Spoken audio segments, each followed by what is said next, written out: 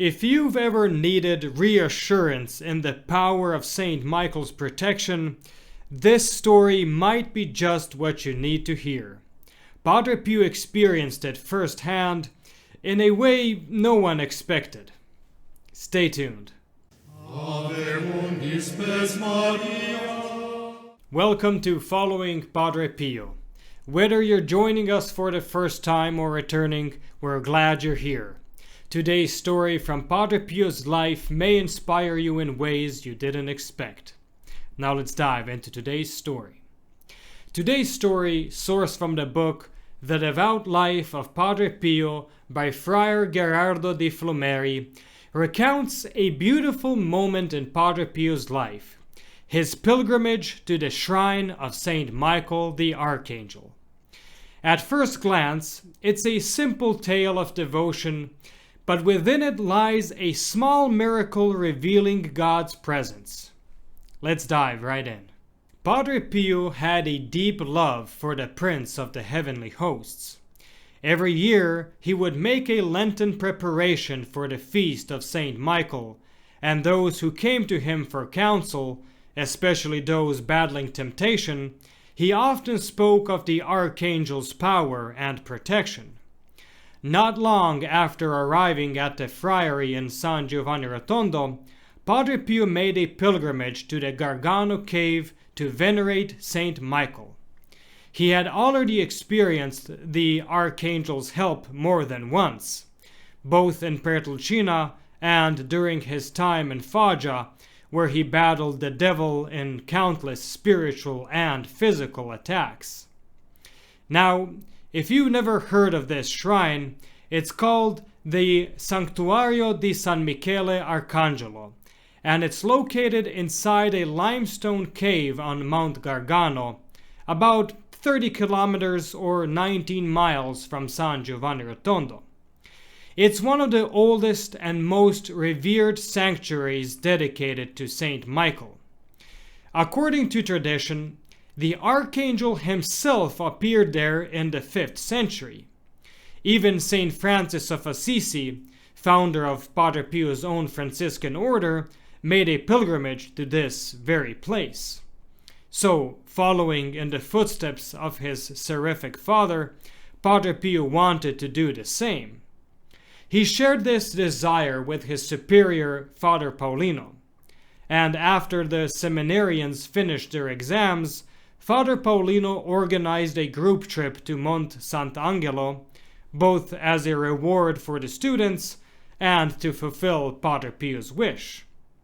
The group, Padre Pio, some lay faithful, and 14 seminarians set out at 3 a.m. that day. Padre Pio walked as much of the journey as he could, but due to his poor health, he eventually had to ride in a cart. As the sun began to rise, he stepped out to stretch his legs. He began praying the rosary aloud, adding in hymns in honor of the Blessed Virgin and Saint Michael the Archangel. When they finally arrived at the sanctuary, something stirred in Padre Pio's heart.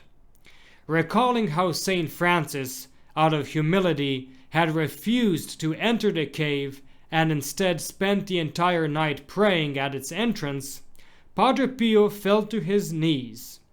Tears streamed down his face as he kissed the threshold of the cave. Inside, the sacristan pointed out the Tau symbol carved into the stone by Saint Francis himself. Padre Pio then approached the altar of Saint Michael and knelt in prayer.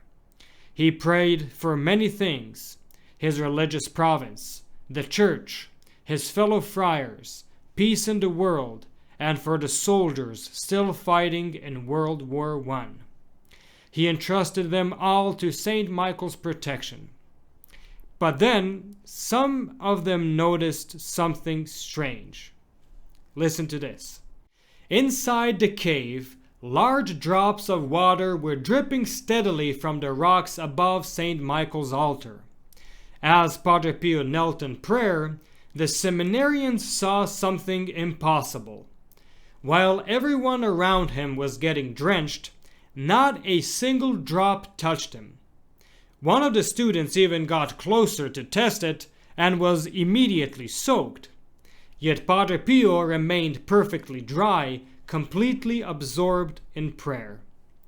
Oblivious to everything around him, he stayed in prayer for a long time.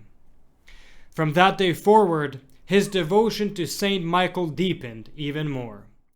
Padre Pio would often tell pilgrims who came to San Giovanni Rotondo to continue on to Monte Sant'Angelo. Many times, that was the penance he gave in confession: go to Saint Michael. And whenever someone told him they were going, he'd humbly ask, say a prayer to Saint Michael for me. And with that, our story concludes. As we reflect on this incredible moment in Padre Pio's life, let's remember that today is the feast of Saint Michael the Archangel. May the Prince of the heavenly hosts defend you in battle, strengthen you in times of trial, and lead you ever closer to God's light. Wishing you all a blessed and joyful feast day. Thank you for watching. If you enjoyed this video, please like and share to help spread Padre Pio's message. Don't forget to subscribe and click the bell so you never miss our latest uploads. Want to deepen your connection with Padre Pio? Consider becoming a protected child of Padre Pio, a special way to grow spiritually and be part of our prayerful community. You'll find a link to the join page in the description below. Check out the recommended videos on the end screen or the links in the description for more inspiring content, including our Padre Pio Thoughts for the Day playlist. May Our Lady and Padre Pio bless you, and we'll see you in the next video.